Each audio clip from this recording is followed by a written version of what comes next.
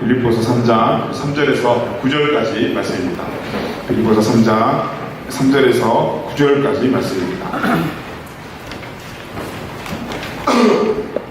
우리 한 절씩 교독하고 마지막 절은 같이 읽겠습니다. 빌립보서 3장 3절에서 9절까지 말씀입니다.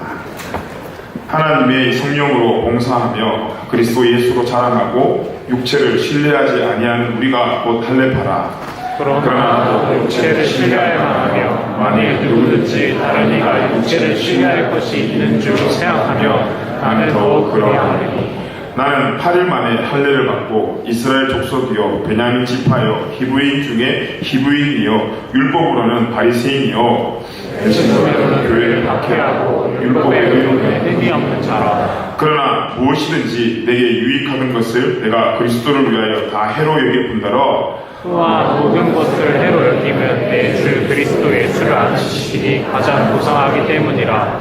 내가 그를 위하여 모든 것을 잃어버리고 그리스도로 여기면 그리스도를 알고 함께요 그 안에서 발견되려 함이니 내가 가진 의는 율법에서 난 것이 아니요 오직 그리스도를 믿음으로 말미암은 것이니 곧 믿음으로 하나님께로부터 난 의라. 아멘. 아멘.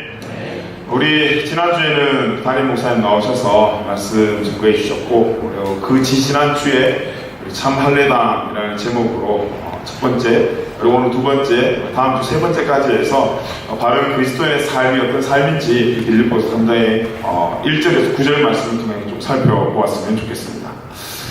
제가 요즘 새벽 기도도 하고 하다 보니까 좀 더 성경을 보고 이렇게 말씀을 보는 시간들, 책을 보는 시간들이 많은데 이 방에서 이런저런 준비를 하고 있는데 옆방에서 우리 애들 엄청 떠드는 소리가 들리더라고요. 혼내려고 일어나려고 하다가 막 뭔가 논쟁을 하는 것 같길래 조용히 들어보니까 서로가 막 싸우고 있는 중이에요.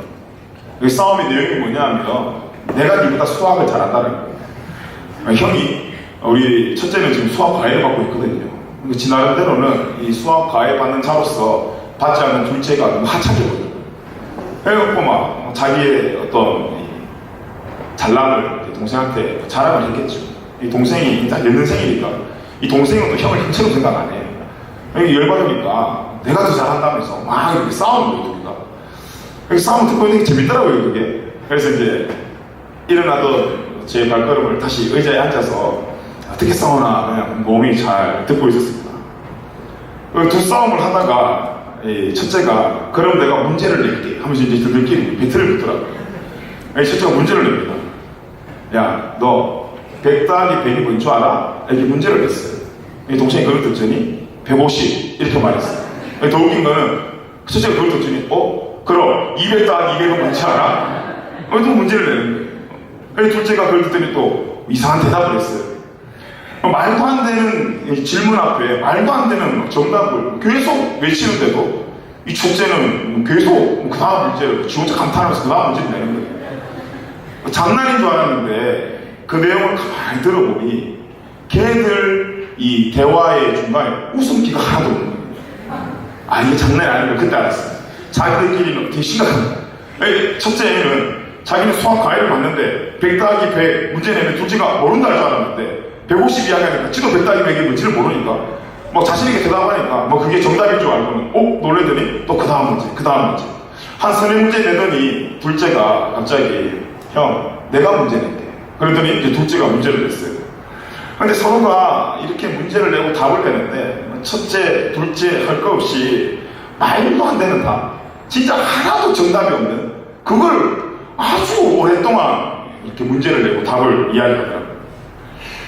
처음에는 재밌었는데 그걸 듣고 있다 아빠로서 참 기도가 저로 나오더라고요. 이 험한 세상에 쟤들 어떡하나 싶기도 하고 한참을 서로 말도 안 되는 문제를 내고 답을 이야기하더니 저한테 제 방에 첫째가 들어오더니 아빠 언제 수학을 너무 잘하는데? 그래서 이렇게 이야기하는 거예요. 그래서 웃겨가지고 그래? 이러고 있는데 그 말을 받아서 든 둘째가 어깨 뽕을 이만큼 달고 이렇게 들어오는 거예요. 그걸 보고 한참을 웃으면서 물어봤어요. 야, 너희들 그 방에서 뭐 했어? 라고 물어보니까 자기들이 이때까지 열심히 공부를 했다는 거예요. 제가 만약에 그 상황 엿듣지 못했으면 진짜 우리 애들 한 30, 40분 동안 공부한 줄 알았을 텐데, 내가 이걸 들었으니까 열심히 공부했다라는 그 말을 듣고 일단 그 앞에서 칭찬을 드렸지만 마음속이 좀 복잡하더라고요. 분명히 자기들끼리는 뭐 30분을 했든 40분을 했든 진짜 열심히 했어요. 제가 들어봐도 정말 열심히 문제를 내고 오답을 이야기했어요. 자기들끼리는 얼마나 뿌듯했겠어요. 30분 동안 40분 동안 저들끼리 진지하게 수학 공부를 하고 아빠한테 와서 아빠 우리 공부했어 라고 말하는 그 과정까지 얼마나 뿌듯했겠습니까? 그런데 여러분 그 열심이 어떤 열심입니까? 성장과는 전혀 거리가 없는 그런 열심 아닙니까? 그런 열심 내면 낼수록 그런 수업의 시간들 그 둘한테 많으면 많을수록 걔들 미래가 어떻게 되겠습니까? 그건 여러분 상상에 맡기고 이 상황을 보면서 제가 말씀을 이렇게 준비를 하다가 이 두 가지 묵상이 좀 들었습니다. 첫째는 바른 열심이 아닌 열심은 오히려 성장을 멈춘다는 것. 더 후진으로 우리의 성장이 뒤로 밀려났다. 두 번째는 정답을 아는 사람의 관리 감독이 없으면 그 시간이 무의미하게 지나가겠구나라는 것이었습니다. 요즘 특히 본문도 그렇고 계속해서 묵상하는 말씀이 다윗의 열심이었습니다. 그런데 우리의 열심이 혹시 우리 아이들처럼 답은 멀리 한 채 자신들의 행위에 열심만 있는 것은 아닌가?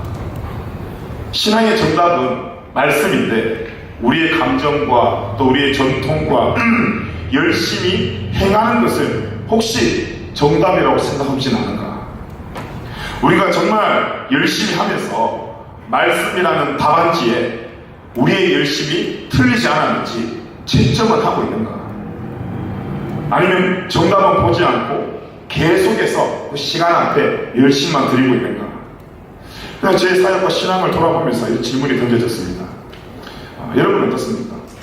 이 바울이 오늘 이 후반절을 말씀해 보면 자신의 과거에 대해서 어떻게 이야기했냐면 3장 5절에서 6절입니다. 같이 읽어봅시다. 시작. 나는 8일 만에 할례를 받고 이스라엘 족속이요 베냐민 지파요 히브리인 중에 히브리인이요 율법으로는 바리새인이요 열심으로는 교회를 박해하고 율법의 의로는 흠이 없는지라. 자신이 행위로 따지면 밀리지 않는 이력을 가지고 있다는 것이었습니다. 너희들이 육체를 사랑하지만 너희들이 육체 사랑한다면 내가 만약 육체 사랑하면 너희들 몇 배 이상의 자랑할 것이 자기 자신한테 있다는 것입니다. 그런데 그렇게 자신의 열심으로 율법을 지켰지만 그 열심이 어떤 열심이었다는 것입니까? 바른 지식이 없었다. 그래서 그 열심을 하나님을 사랑한다고 열심히 했지만 결국 교회를 박해하고 그 교회의 주인 대신 그리스도를 박해하는 열심의 결과물이 이 바울의 신앙생활 이 중간 지점에 떨어졌다는 것입니다. 여러분 우리의 지금 신앙생활이 어떻습니까? 우리의 열심의 행위가 아닌 오늘도 하나님은 이런 이력을 원하시는 것이 아니라 이런 전적을 원하는 것이 아니라 작은 말씀에도 순종하는 사람. 내가 오늘 기도를 하고 찬양을 하고 말씀을 볼 때에 내 삶의 모든 정답을 말씀에 비춰서 채점하는 사람. 그 사람을 향해 하나님께서 정답자라고 말씀하십니다.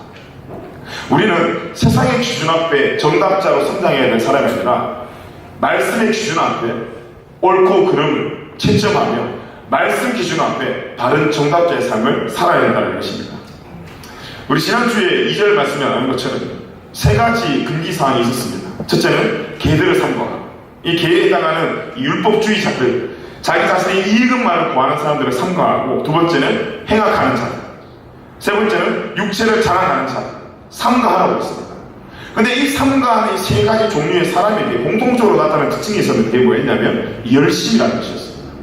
열심이 없었던 조직은 없었어요. 모두가 열심은 있었습니다. 그래서 자신이 생각하기에 자신의 사회 기준에 문제가 있지 않았어요. 이 정도의 열심이면 마치 바울이 했던 열심처럼 이 정도의 열심이면 내가 하나님을 사랑하는 거겠지 라고 생각하며 자신의 기준에서는 전혀 문제가 없었습니다. 그런데 어디에서 문제가 있다고 통로가 되었습니까? 말씀에서. 하나님의 의도에서는 그것이 열심이긴 하지만 바른 열심이 아니다라는 것입니다. 여러분 말씀을 배제하고 기도만 한다고 해서 그렇게 기도한다고 해서 기도하고 하는 모두가 선한 일이 아닐 수 있다는 것입니다. 여러분 바울이 기도 안 했겠습니까? 바울이 예수 믿는 사람들을 핍박할 때 하나님을 사랑하는 마음으로 했는데 그 율법을 그렇게 통달한 바울이 여러분 기도 안 했겠습니까?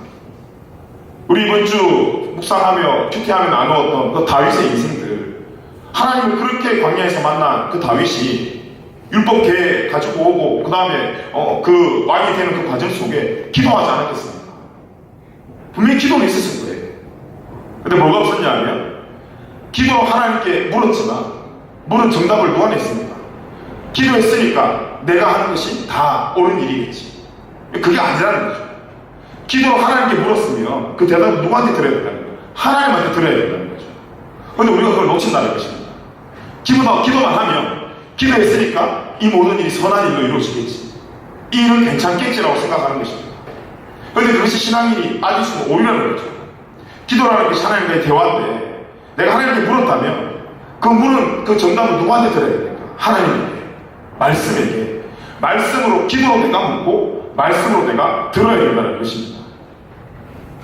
그런데 이 바울은 기도로 물었지만 말씀으로 대답을 듣지 못한, 그래서 그리스도를 박해해버리는, 교회를 박해해버리는 그런 잘못을 범했다는 것입니다. 그래서 우리 신앙생활 이 가운데 가장 기초되는 것이 뭐냐 하면 이 말씀으로 시작하는 것입니다. 이 장로교회에 세 가지 중심이 있습니다. 장로교회에 세 가지 아주 중요한 대목이 있는데, 첫째가 뭐냐 하면 하나님 중심, 두 번째가 말씀 중심, 세 번째가 교회 중심입니다. 근데 여러분 이 말을 원문으로 바꿔보면 첫째가 하나님 중심, 두 번째가 하나님 중심, 세 번째가 하나님 중심입니다. 요거를 헬라어로 뒤집으면 첫째가 말씀 중심, 두 번째가 말씀 중심, 세 번째가 말씀 중심입니다. 교회가 중심을 잡아야 될 것은 우리의 이성과 우리의 전통과 방법이 아니라 이 말씀의 기초로 우리의 중심을 잡아야지만이 이 중심축이 흔들리지 않는다는 것입니다. 찬양한다고 해서, 기도한다고 해서 말씀을 빼버리고 우리가 바른 신앙생활을 할 수 있는 게 아니라는 것입니다. 우리는 먼저 말씀을 통해서 직접적인 하나님을 만나고 그 만남의 기쁨의 행위가 찬양입니다. 또 말씀으로 하나님을 만나고 그 말씀 가운데 우리에게 약속하신 소망을 붙들고 하는 것이 기도입니다. 말씀으로 하나님을 만나고 그 만난 하나님을 통해 내가 사랑받고 있는 존재이구나, 이것을 확인한 후에 서로 교제하는 것입니다. 여러분 동의하십니까? 그것이 빠져버리면 우리가 하는 모든 행위가 그냥 율법주의자적 행위가 된다는 것입니다. 누가 하는 겁니까? 내가 기분이 좋아서, 내가 해야만 할 것 같았어. 그런데요, 말씀을 보고 난 뒤에 기쁨으로 찬양, 말씀 안에 약속을 붙잡고 소망을 붙잡고 기도, 말씀 안에 사랑을 체험하고 교제가 이루어져야지만이 그 공동체의 균형이 바로 잡힌다는 것입니다. 그래서 우리가 지지난주에 본 이 2절 말씀의 삼가하라는 말씀은 말씀을 떠나서 하나님을 만나지도 않고, 하지만 마치 하나님의 뜻인 것처럼 자신의 열심을 가지고 살아가는 사람을 삼가하라는 말과 동시에 우리가 그런 연약한 존재이니 말씀을 통해 내가 그런 연약한 존재임을 오히려 확인을 하고, 지난주에 말씀드렸잖아요. 말씀을, 율법을 우리에게 주신 이유, 우리가 죄인임을 확인하기 위해서 그걸 확인하고 하나님의 은혜를 구하며 살아가는 것입니다. 자, 그러면 지난주에는 삼가하라는 세 가지를 보았다면 오늘은 이 진정한 할례파가 누구인가에 대해서 함께 좀 나눴으면 좋겠습니다. 우리 오늘 본문 말씀의 시작인 빌립보서 3장 3절 말씀인데요, 우리 같이 한번 읽어볼까요? 시작. 하나님의 성령으로 봉사하며 그리스도 예수로 자랑하고 육체를 신뢰하지 아니하는 우리가 곧 할례파다. 할례파를 여러분 이제 그리스도의 성도로 이해하시면 되겠습니다. 자, 여기도 세 가지로 설명을 합니다. 먼저 성령으로 봉사하며. 근데 이해가 되지 않는 건 2절 말씀에 우리 보고 일하지 말라고 그러잖아요. 하나님 하실 거니까. 너희들의 힘으로 뭔가를 하지 말라고 말해놓고 3절의 시작이 뭐냐 하면 또 봉사하라. 근데 이 말씀을 우리가 좀 잘 의도를 파악해야 될 것은 이 말씀은 여러분 일하라는 말씀이 아닙니다. 여기서 봉사라는 헬라어가 이 라트레이아라는 단어를 쓰는데 이 단어의 뜻이 뭐냐 하면 하나님을 섬기는 사람의 특권이라는 뜻입니다. 쉽게 말하면 성도의 특권이라는 이야기죠. 여러분, 예수 믿는 사람, 우리들의 특권이 뭘까요? 하나님을 믿는 우리 기독교인들의 성도의 특권이 뭘까요? 교회에서 이렇게 모여가지고 사람을 만나고 뭐 식사를 하고 뭐 교제를 하고, 우리가 생각하는 성도의 특권이 뭡니까? 말씀에서 성도의 특권을 이렇게 이야기합니다. 로마서 9장 4절에서 5절 말씀입니다. 우리 같이 읽어봅시다. 시작. 그들은 이스라엘 사람이라 그들에게는 양자들과 영광과 언약들과 율법을 세우신 것과 예배와 약속들이 있고, 조상들도 그들의 것이요 육신으로 하면 그리스도가 그들에게서 나셨으니 그는 만물 위에 계셔서 세세의 찬양을 받으실 하나님이시니라. 아멘. 특권이 뭡니까? 예배. 성경에서 말하는 이 봉사는 그리스도인의 특권은 일하는 것을 이야기하는 것이 아니라는 것입니다. 예배를 이야기하는 겁니다. 그래서 이 참 할례파의 참 그리스도인의 첫 번째 조건이 뭐냐면 예배자라는 것입니다. 그런데 이 예배자라는 것이 이렇게 일요일날 우리가 나와서 주일 성수 잘해라 라는 말로 그치는 것이 아닙니다. 여기서 봉사, 이 예배자라는 것은 우리의 삶을 이야기하는 겁니다. 지금 이 시간은 예배하고 이후에 뭐 조장으로 섬기고 팀장으로 섬기고 다른 어떤 봉사의 현장에서 섬기는 그런 행동들이 일이 되는 것이 아니라 내 모든 삶의 행동에 성도의 특권을 누려라는 것입니다. 교회에서 예수님의 이름으로 하는 모든 일이 우리에게 워킹이 되는 것이 아니라 특권이 되는 거예요. 하나님은 일하는 사람을 찾는다고 하지 않았습니다. 분명히 하나님을 찾으시는 사람은 예배하는 사람을 찾는다고 했습니다. 혹자는 또 그렇게 이야기합니다. 그러면 봉사하지 말아야지.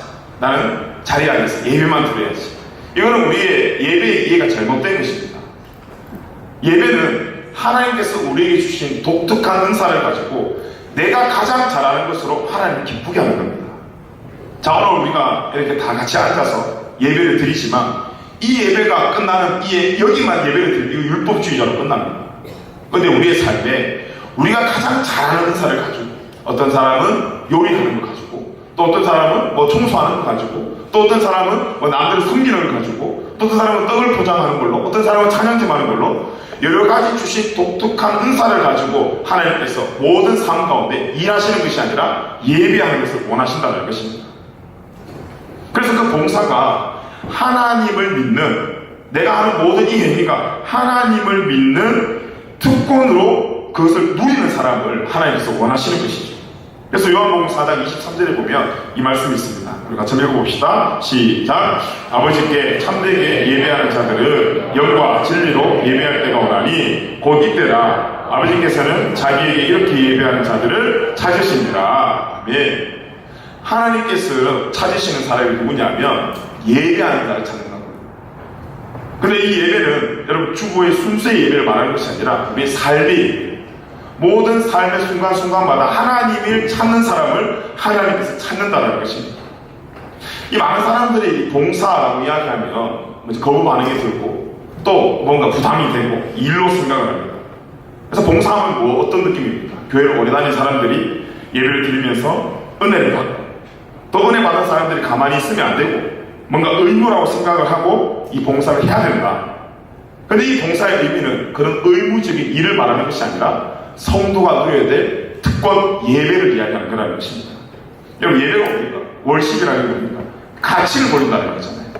내가 가진 무언가를 가지고 그 가치를 주님께 돌리는 거예요. 그래서 우리가 지금 이 자리에 앉아 똑같은 자세로 예배를 드리고 있지만 진짜 말씀의 예배는 똑같은 모양으로 하나님 예배하는 것이 아니라 중심의 마음은 똑같아요.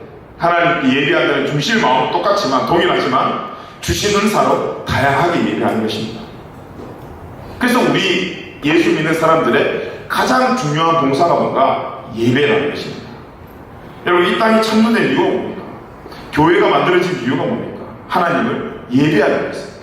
이 우선적 가치가 떨어진 그 다음의 일들은 오히려 이 교회를 힘들게 할 수 있다는 것입니다. 근데 오늘 말씀해 보니까 이 봉사, 이 예배를 하는 방법이 있습니다.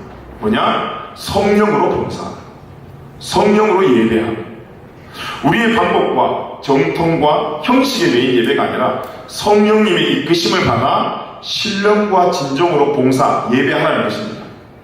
그래서 요한복음 4장 24절에 보면 하나님은 영이신데 예배하는 자가 영과 진리로 예배하라. 예배하는 자가 최선을 다해서 열심으로 목숨 걸고 예배하는 말이 아니라 영과 진리로 예배하라. 그래서 이 예배는 주보가 또 사회자가 인도하는 것이 아닙니다. 우리 모두가, 저도 그렇고 여러분도 그렇고 성령님의 인도하심이 있어야 됩니다. 영과 진리의 인도가 있어야 됩니다. 우리가 그런 성령님의 도우심 없이 이 의자에 앉아 있을 수가 있어요. 예수 믿지 않아도 여러분 교회에 올 수 있습니다. 그런데 하나님께 예배를 드린다면 우리가 임의적으로 우리의 힘으로 예배할 수 있는 것이 아니라는 것입니다. 주의 순서대로의 행사는 그런 하나님의 인도함 없이 의자에서 우리가 보낼 수 있지만 주의 순서로 기재된 행사가 아닌 예배를 드리기 위해서는 이 성령님의 인도하심이 우리한테 반드시 있어야 된다는 것입니다. 그래서 이 성령의 인도함이 없는 예배는 또 그 예배의 열심은 제가 앞서 우리 애들 이야기한 것처럼 답에서 벗어나 열심히 문제는 내는데 계속해서 오답을 이야기하는 그런 예배가 될 수 있다는 것입니다. 묻기만 하고 정확한 답과 길을 제시할 성령님이 빠져버리면 결국 열심히 가면 갈수록 다시 돌아올 길이 더 많이 우리에게 남아있다는 것이죠. 오늘 우리가 이 자리에 앉아 예배의 형태는 다양할 수가 있습니다. 목적은 다양할 수가 있습니다. 하지만 예배가 우리의 의지가 아닌 하나님의 초대, 또 하나님이 우리를 부르심으로 드려지는 예배라는 것을 믿고 오늘 나의 힘이 아닌 성령님의 힘을 구하며 함께 예배하는 저와 여러분들에게 축복합니다. 여러분 성경에 보면 창세기에 첫 번째 예배가 나오죠. 가인과 아벨의 예배의 장면이 나옵니다. 우리 그 사건 되게 잘 알고 있습니다. 두 명 다 열심히 일하지 않겠습니까? 날의 끝날에 신을 받고 예배를 드렸다는 것은 이 끝날은 이 원문의 성경에 보면 한 절기가 끝난 뒤, 그러니까 이제 추수할 때 추수할 곡식이 있고 잡을 새끼가 있다는 것은 그만큼 열심히 일을 했다는 거죠. 둘 다 열심히 일을 했고 자기가 가진 재물을 하나님께 바쳤습니다. 그런데 두 사람의 예배를 하나님께서 다 받은 것이 아니라 가인의 예배를 받지 않으시고 아벨의 예배를 받으셨죠. 이 두 사람의 차이가 뭘까요? 히브리서 기자가 이 두 제사를 가지고 이렇게 이야기했습니다. 히브리서 11장 4절인데요. 같이 한번 읽어보겠습니다. 시작. 믿음으로 아벨은 가인보다 더 나은 제사를 하나님께 드림으로 의로운 자라 하시는 증거를 얻었으니 하나님이 그 예물에 대하여 질문하시니라. 그가 죽었으나 그 믿음으로써 지금도 말하느니라. 아멘. 무엇의 차이냐면 믿음이라는 그 하나의 차이가 있었습니다. 그런데 여러분 이 믿음이라는 것은 우리가 자체적으로 만들어낼 수 있는 것이 아닙니다. 외부로부터 받는 선물이 이 믿음이라는 겁니다. 다시 말해서 가인은 믿음이 없다는 것은 외부로서의 도움을 받지 않고 예배를 드렸다는 겁니다. 외부로서의 하나님의 은혜를 받지 않고 자기의 열심으로 예배를 드렸다는 것이고 아벨은 믿음으로 드렸다는 것은 오늘 말씀으로 말하면 성령으로 인도하심을 받아 순종의 예배를 드렸다는 것입니다. 여러분 이것은 간단한 문제가 아닙니다. 도대체 이 예배를 누가 주최했냐는 것입니다. 내가 이 예배를 주최하고 오늘 그래 주일 예배 한번 드려보자.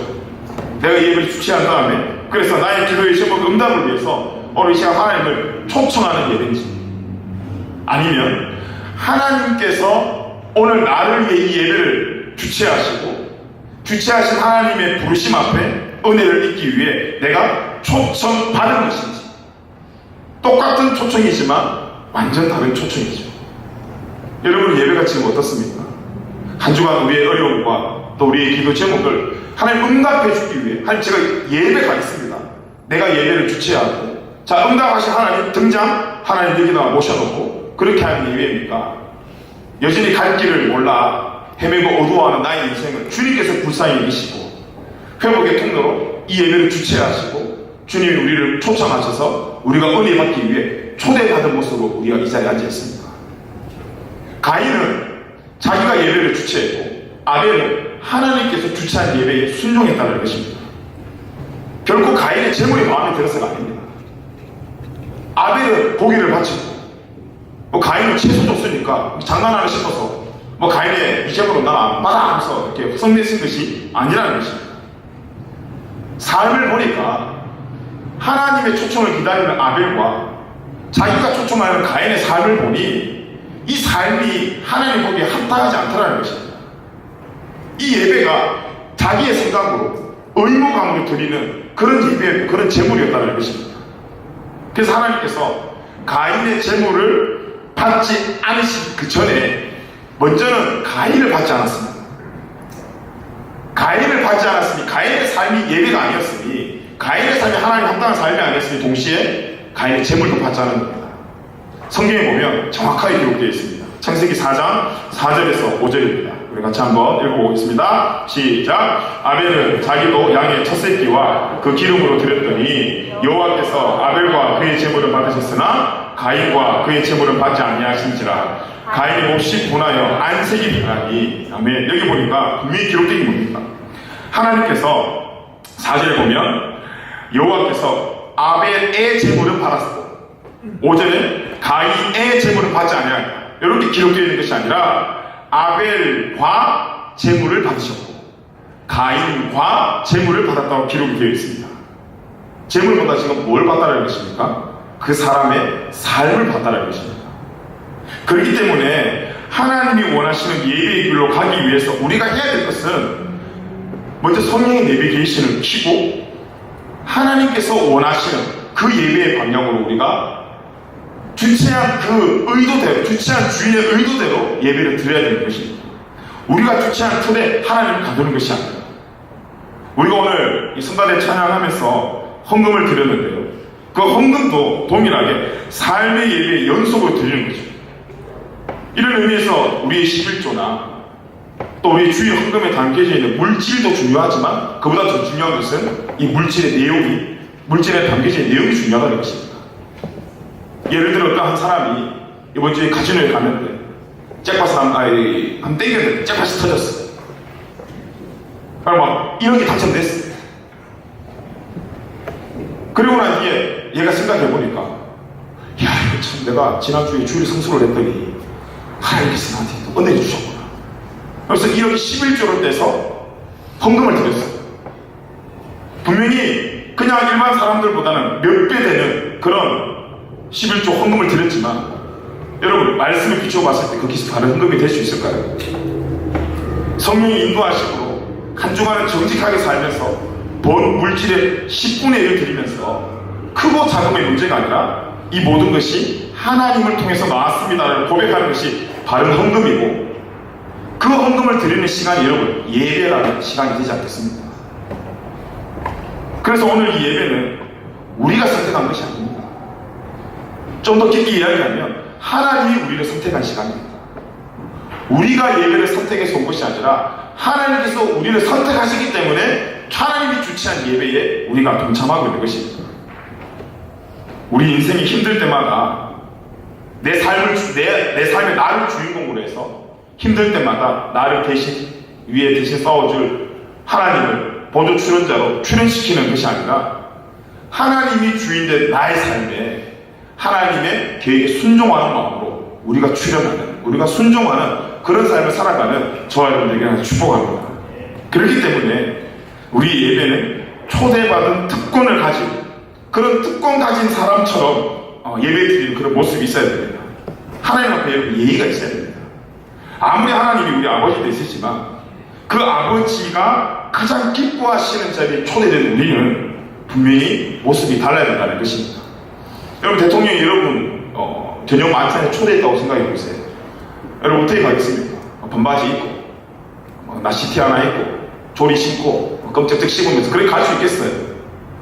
막 옷장을 열어가지고 메이크 중에 제일 비싼 거 다 꺼내가지고 세팅해서 머리에 무스 딱 발라가지고 딱 세워가지고 제일 좋은 신발 신고 그렇게 초청 자리에 가지 않겠습니까?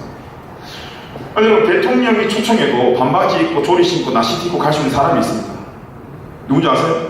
대통령 아들이에요. 아들은 그렇게 갈 수 있어요. 근데 여러분 그 아들조차도 대통령인 아버지의 생일이거나 그 아빠가 기뻐해야 될 장소에는 그 모습으로 나타나지 않습니다. 제일 좋은 옷 입고 나타나고요. 좋은 향수 뿌리고요. 아주 단정하게 해서 아빠뿐만이 아니라 아빠를 바라보는 다른 모든 것도 신경 쓰면서 그 축하하는 자리에 나타납니다. 우리는 예수님의 아들입니다. 딸들입니다. 그래서 하나님 앞에 징징거려도 되고 못난 모습으로 또 연약한 모습으로 나오셔도 전혀 문제가 되지 않습니다. 하지만 이 예배 시간은 우리 아빠 대신 하나님께서 가장 기뻐하는 시간, 마치 생일과도 같은 가장 기뻐하는 하나님이 축하받아야 되는 이 시간은 여러분 우리의 모습이 좀 달라야 되지 않을까요? 구별되어야 되지 않을까요? 하나님뿐만이 아니라 세상의 눈도 봐야 되지 않을까요? 아, 예배 드리는 쟤들 하나님 도대체 어떤 분이시길래 저렇게 신경 쓰고 할까?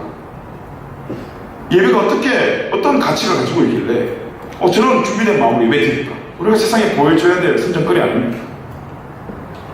여러분 이 예배를 할 때 그냥 일요일 시간 맞춰서 오지 마시고 한 주간 이 예배를 기대하고 사모하는 마음으로 아버지를 기쁘게 해드리겠다는 그 마음으로 준비하고 하나님께 예배하는 저와 여러분 되었으면 좋겠습니다.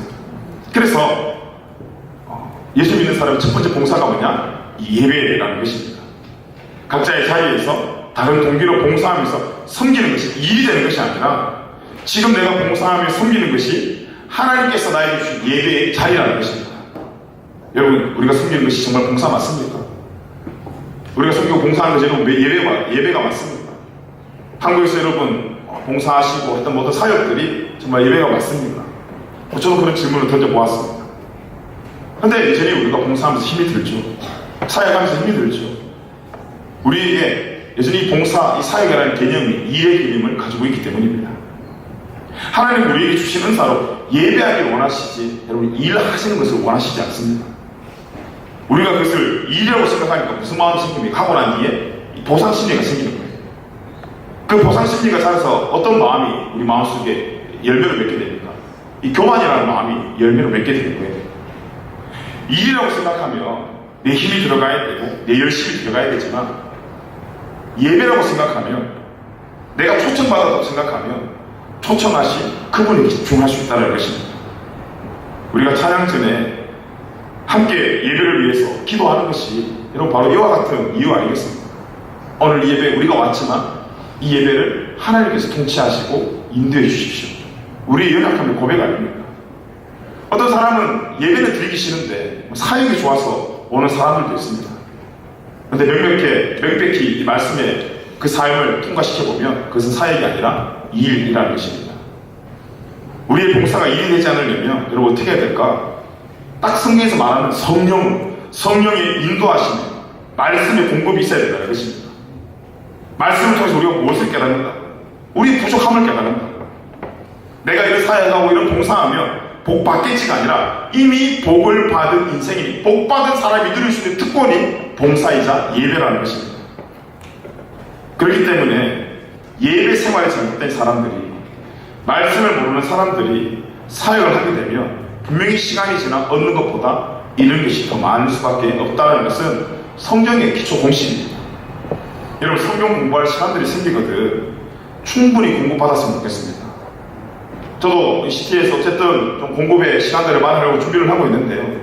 확신반이고 또 나중에 어떤 교육의 시간들이 생기면 여러분 열심을 가지고 함께 말씀을 알아가는 은혜가 있었으면 좋겠습니다. 그래서 사람의 입을 통해서 전통과 관습으로 우리의 기독교의 삶의 길을 인도받는 것이 아니라 우리 함께 푸른 마르고 꽂힌 시드나 변치 않은 그 말씀을 붙잡고 우리 앞에 성도의 또 그리스도의 길을 안내받는 삶을 살아야 한다는 것입니다. 여러분 새벽기도 많이 오십시오. 5시 30분이 아니라 6시 30분이에요. 아침에 나오면 화내어 여기 새벽기도 가시기도 하고 사람들 엄청 많이 다니고 불 끄지 않게도 되고 막 아침 기도에 많이 오십시오. 오셔서 짧은 말씀 묵상 시간이지만 그 말씀을 하루에 한번 시작해 보십시오. 그리고 말씀으로 시작하는 삶이 내 인생에 내가 주인 되는 것보다 하나님이 주인 되는 게 얼마나 이게 행복한 일인지 여러분 한번 경험해 보십시오. 그리고 영을 먼저 채우고 끝나고 난 뒤에 또 맛있는 걸로 육도 한번 채워보십시오. 영과 육이 동시에 배불러 지는 거 여러분 체험해 보셨습니까? 한번 체험해 보세요. 얼마나 하나님을 믿는다는 것이 복이라는 것을 깨닫게 될 것입니다.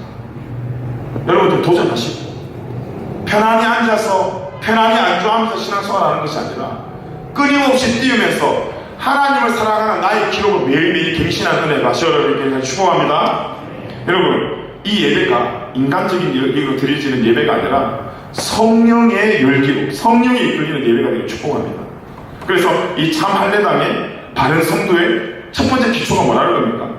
모든 행위를 성령의 이끄심으로 신령과 진정으로 하나님께 예배하는 사람이다. 두 번째 할례당의 조건은 뭐냐면 이 예배로 예수 그리스도를 자랑하는 겁니다. 나를 통해서 여러분, 나의 칭찬이 아니라 그리스도의 칭찬이 있어야 됩니다. 처음부터 끝까지 주님이 하셨음을 칭송하는 겁니다. 여러분 맞지 않아요? 하나님이 인도하시는 대로 내가 했으니 하나님이 칭찬받는 것이 마땅합니다. 하지만 내가 인도하고 내가 열심히 해버리면 내가 칭찬받는 것에 집착할 수밖에 없습니다. 여러분 주님을 칭송하는 것, 주님을 칭찬하는 것, 이게 뭡니까? 찬양이에요. 찬양의 가사가 부정적인 게 아니잖아요. 다 하나님을 칭찬하는 거잖아요. 와 하나님 대단합니다. 와 하나님밖에 없습니다. 어쩜 하나님 그럴 수가 있습니까? 칭송이자 칭찬이 이 찬양입니다. 내가 아니라 내 안에 주님이 영광 받으시는 것. 우리의 행위를 자랑하는 것이 아니라 결국 그 행위의 자랑이 하나님보다 나를 높게 만드는 교만에 이르게 한다라는 거예요. 여러분 하나님은 우리가 하는 일의 한 행동만을 보시는 것이 아니라 그 행동을 하고 있는 우리의 중심을 보십니다. 말씀해 보면 하나님이 찾으시는 예배자의 모습이 나옵니다. 누가복음 18장 11절에서 12절인데요. 우리 같이 한번 읽어보겠습니다. 시작. 바리새인은 서서 따로 기도하였는데 하나님이여 나는 다른 사람들 곧 토색, 불의, 간음을 하는 자들과 같지 아니하고 이 세리와도 같지 아니함을 감사하나이다. 나는 일회에 2번씩 금식하고 또 소득의 11조를 드리니다 하고 기도했지만 담긴 내용이 뭡니까? 하나님을 그냥 엑스트라로 보조 출연자로 그냥 형식상, 명분상 출연시키고 자기의 행위를 자랑하는 그런 기도죠. 결국 자기 자랑이죠. 근데 이 말씀 뒷구절에 뭐라고 기록되어 있냐? 한 사람이 비교된 기도가 있습니다. 13절 같이 읽어봅시다. 시작. 세리는 멀리 서서 감히 눈을 들어 하나님을 쳐다보지 못하고 다만 가슴을 치며 이르되 하나님이여 불쌍히 여기소서 나는 죄인이소이다 하였느니라. 아멘. 여러분 분명히 차이가 나죠. 똑같이 나는 이라고 이야기했지만 나를 통해서 정말 나를 더 부각시키느냐, 나를 통해서 하나님을 부각시키느냐. 이 세리의 기도가 뭡니까? 내 삶에 하나님이 빠지면 안 되는 저는 그런 사람입니다. 고백하는 것이잖아요. 이 두 기도를 보고 주님께서 뭐라고 말씀하셨습니까? 14절입니다. 우리 같이 한번 읽어보겠습니다. 시작. 내가 너희에게 이르노니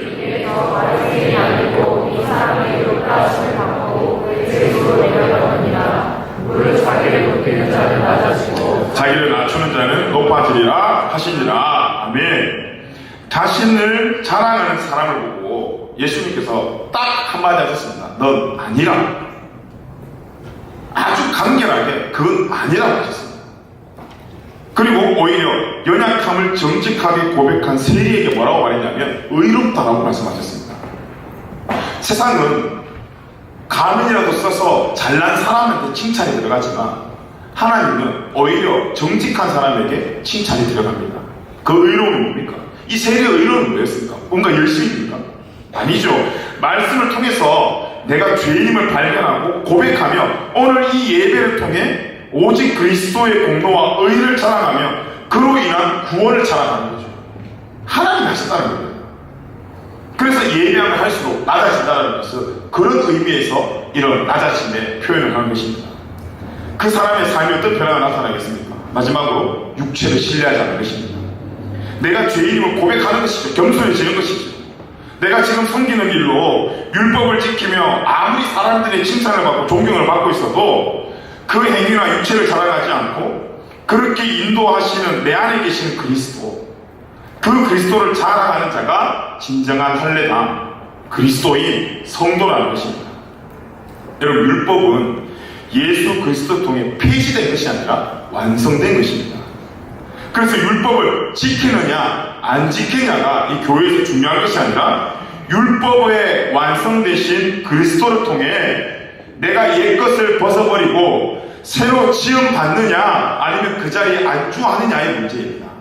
갈라디아서 6장 15절 말씀 보면 이런 말씀이 있습니다. 한번 읽어봅시다. 시작. 할례나 무할례가 아무것도 아니로되 오직 새로 지으심을 받는 것만이 중요하니라. 할례자냐 무할례자냐 율법의 가치가 중요한 것이 아니라 이미 그 율법을 완성하신 그리스도를 통해 내가 지금 새로 지으심을 받고 있냐 아니면 계속 과거에 머물려 안주하고 있냐 선택하는 것입니다. 여러분, 우리 율법에 매여 사는 인생이 아닙니다. 사단은 오늘도 이 율법을 내서 공격할 것입니다. 근데 아니라고 하면서 썸내면서 싸울 필요 없습니다. 정직하게 이야기하면 됩니다. 그래, 나 죄인이야. 나 부족해. 하지만 나의 부족함을 그리스도의 십자가 통해서 회복받은 사람이야. 나 죄인이지만 용서받은 죄인이야.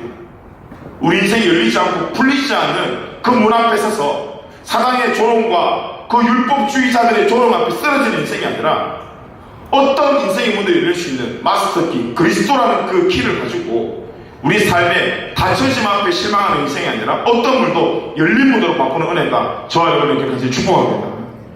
이제부터 우리는 율법과 전통과 고집에 사로잡힌 사람이 아니라 그것을 이기신 예수 그리스도를 따라 순종하는 인생이 되기 축복합니다, 여러분. 그래서 그 진리 대신 그리스도를 통해서 우리가 자유함을 누리고 그 자유함으로 어느 곳이든지 간에 부르신 곳에서 그분을 자랑하는 진정한 참 할례다, 진정한 성도, 그렇게 하나님께서 찾으시는 그 한 사람의 예배자가 저와 여러분들에게 축복합니다. 여러분, 우리는 일하는 일꾼이 아닙니다. 각자의 은사로 하나님을 예배하는 예배자예요. 봉사하는 자리에서 부정하는 마음을 하지 마십시오. 봉사하는 자리에서 불만의 마음을 하지 마십시오. 그 모든 것이 하나님을 향한 우리의 마음입니다.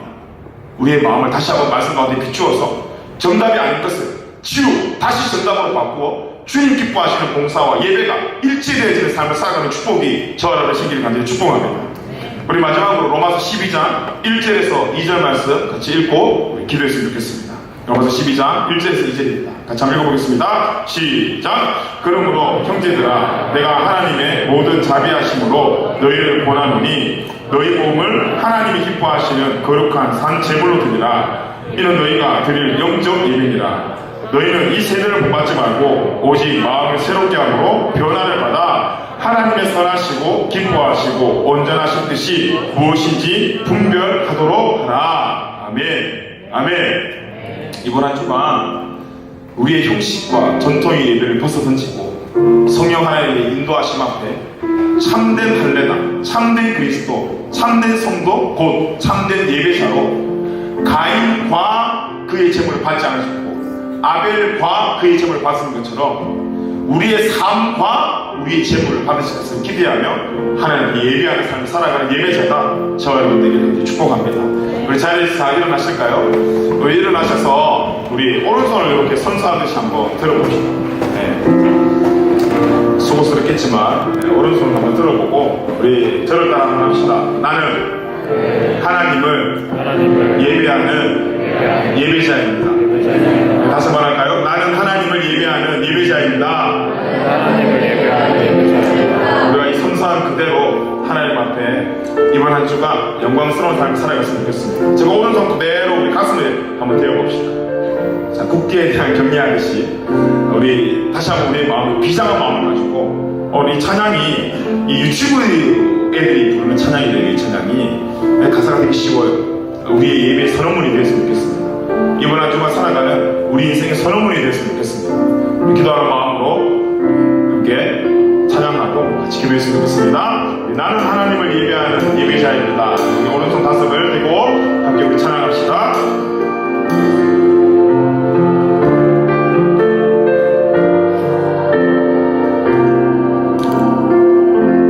나는 하나님을 예배하는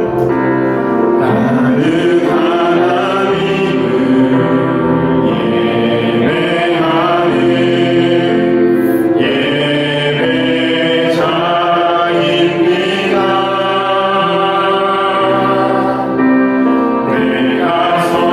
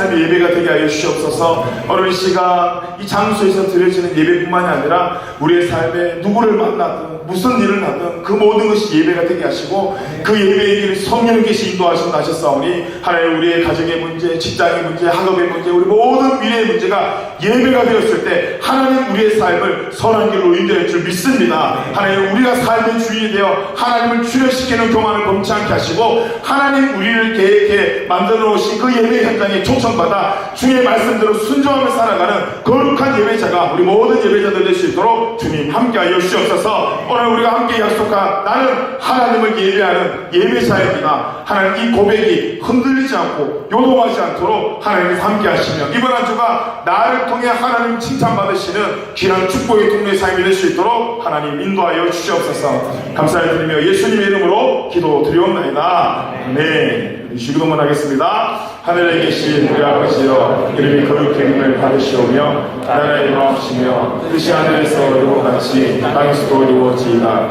오늘날 우리에게 일용할 양식을 주옵시고 우리가 우리에게 죄진 자를 사하여 준 것 같이 우리 죄를 사하여 주옵시고 우리를 시험에 들게 하지 마옵시고 다만 안에서 구하옵소서. 대개 나라와 권세와 영광이 아버지께 영원히 있사옵나이다. 네.